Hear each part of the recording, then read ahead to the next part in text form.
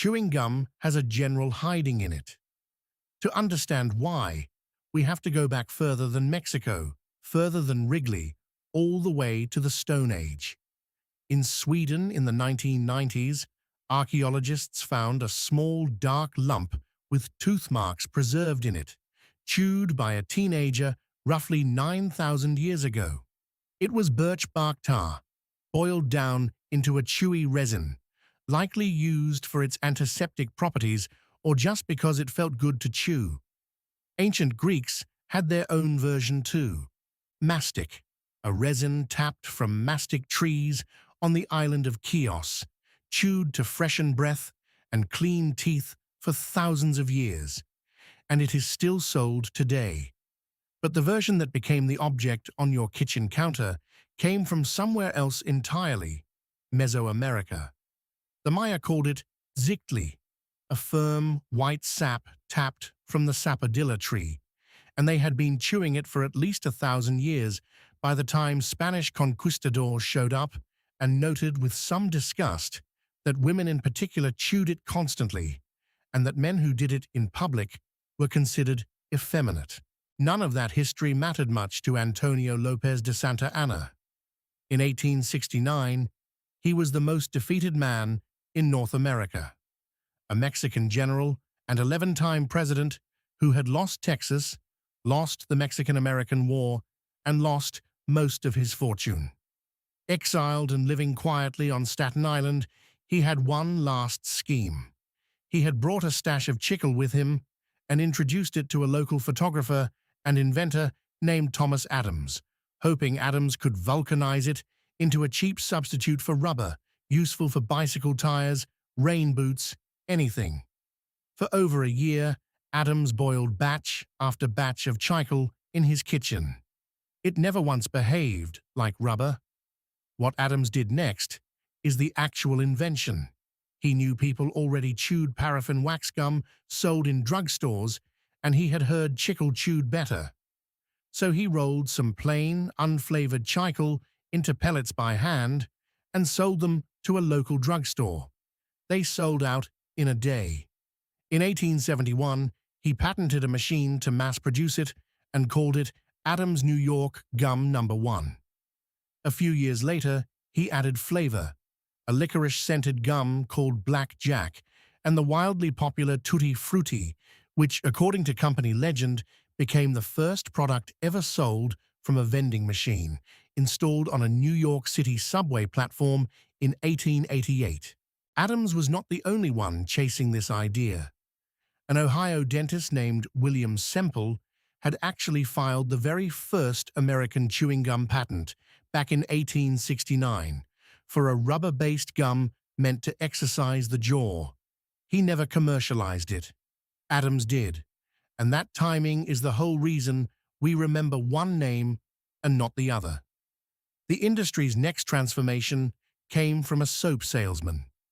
William Wrigley Jr. started out selling his father's soap door-to-door in the 1890s, and to sweeten the deal, he threw in free baking powder with every purchase. Customers wanted the baking powder more than the soap, so he switched to selling baking powder and threw in free gum instead. Customers wanted the gum more than the baking powder. Wrigley took the hint a second time, and by 1893 he had launched Juicy Fruit and Wrigley's Spearmint, betting his entire company on chewing gum. He was also a marketing obsessive. During a rough patch in 1915, he mailed a free stick of gum to every single name in every phone book in the country, over 1 million households, just to keep the brand in front of people. Bubblegum took longer to crack than you would expect. In 1906, a candy maker named Frank Fleer invented a stretchy gum called Blibber Blubber, designed specifically to blow bubbles. It was a disaster, too sticky, prone to bursting into gooey shrapnel that had to be peeled off kids' faces with turpentine. It never made it to shelves. It took another employee at Fleer, an accountant named Walter Deemer with no chemistry training, experimenting on his own time in 1928, To finally get the formula right, he made it less sticky and easier to blow. The only food coloring in the factory that day happened to be pink, which is why bubblegum is still pink almost a century later. Then came the wars. Gum had already shipped in American soldiers' rations during the First World War, but the Second World War is what turned it into a genuine global export. Wrigley halted almost all civilian sales and redirected its entire output to the military, even developing a special ration gum called Orbit for the home front once the good stuff was gone. Overseas, gum became a kind of unofficial diplomacy. American GIs handed it out to children across liberated Europe and occupied Japan. And got any gum? Chum became one of the first English phrases plenty of kids picked up. It is a small, sticky reason chewing gum feels culturally American almost everywhere on Earth. The post-war boom created a supply problem.